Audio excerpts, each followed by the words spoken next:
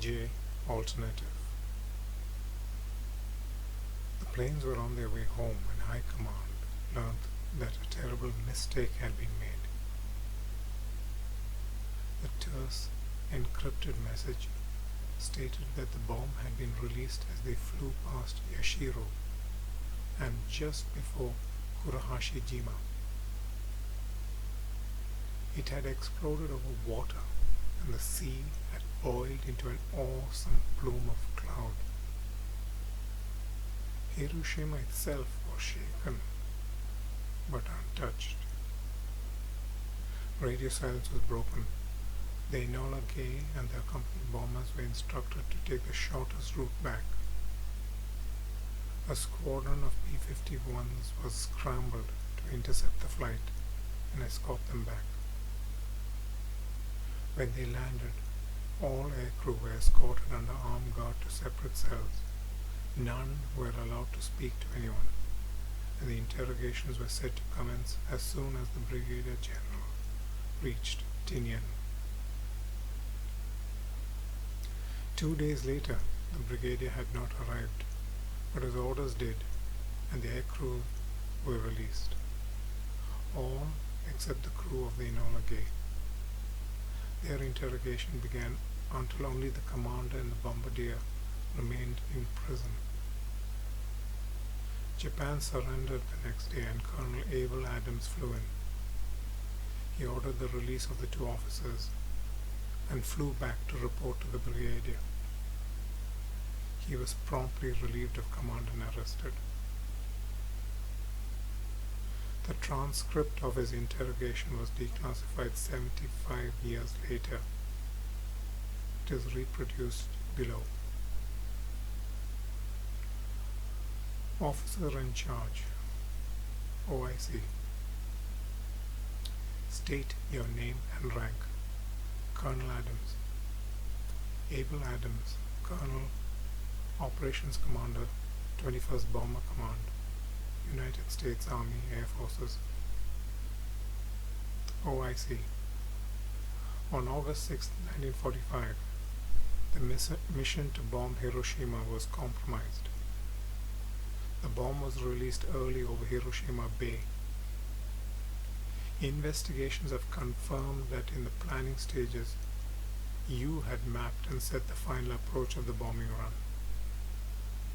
The crew have also confirmed that on your direct orders, the bombing sequence was altered to automatic mode, directed by radar location. In effect, the bombardier no longer had any control over when to drop or when to detonate the weapon. You are charged with subverting a critical operation. Subsequent radio communications to the Imperial War Ministry and the Emperor's private secretary have been traced to your office.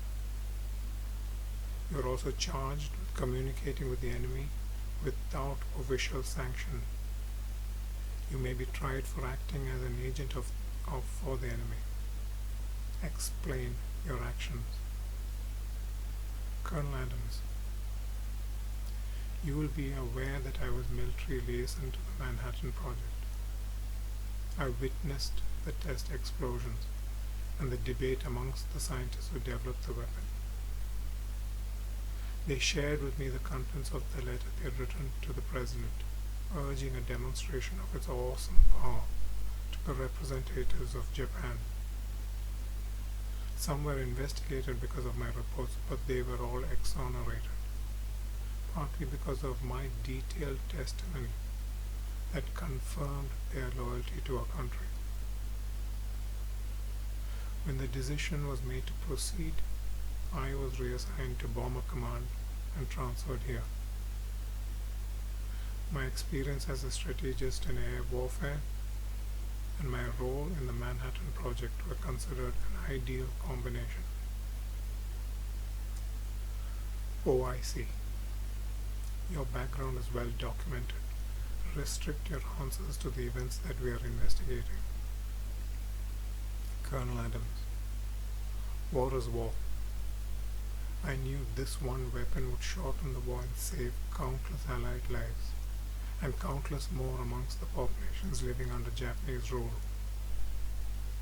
But I had witnessed the devastation that an atomic bomb would wreak, and was alarmed when a civilian target was identified as the objective.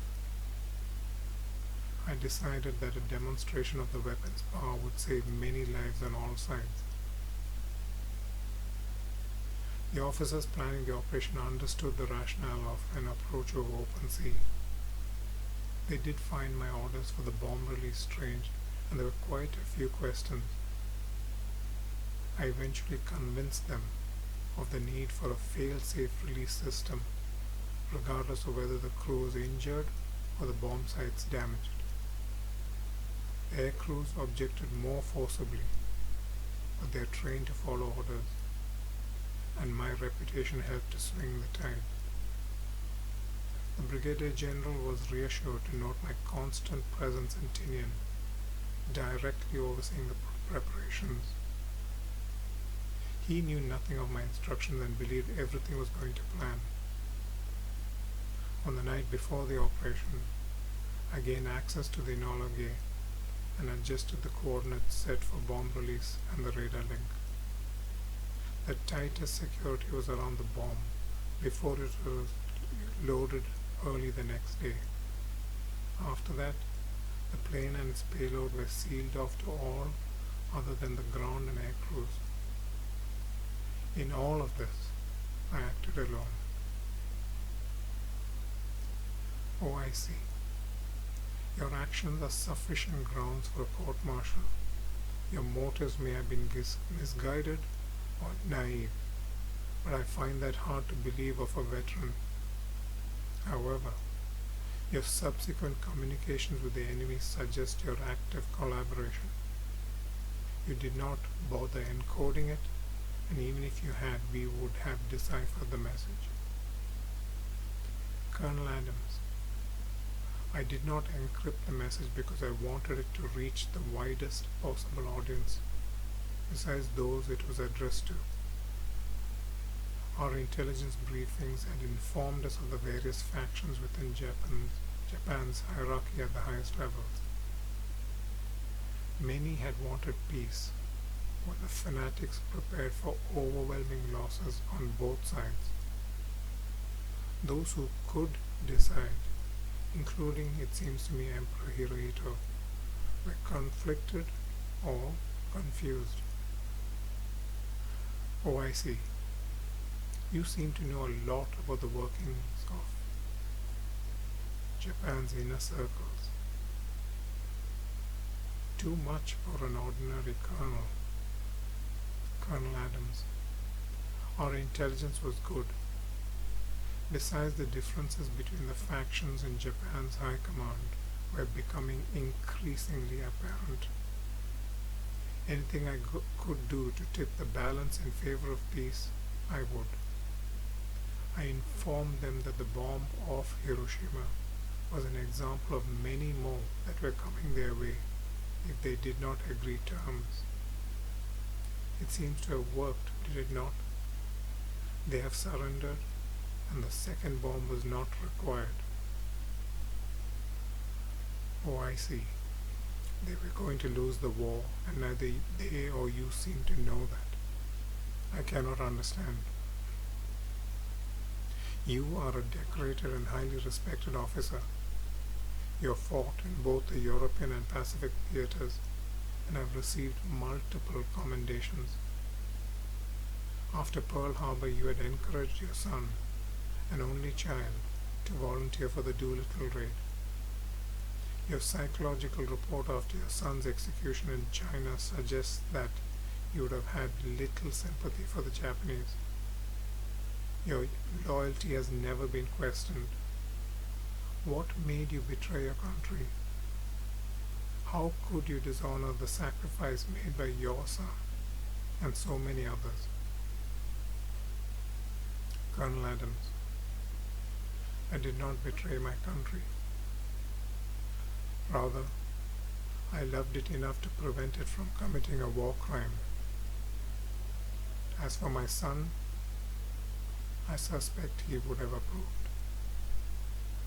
Oh, I see. You are delusional. This session is finished. There are sufficient grounds for a court-martial and arrangements will be made to begin proceedings. In the midst of the celebrations, no one noticed the hurried court-martial. Colonel Abel Adams faced a firing squad in the bare light of dawn. He did not offer any last words.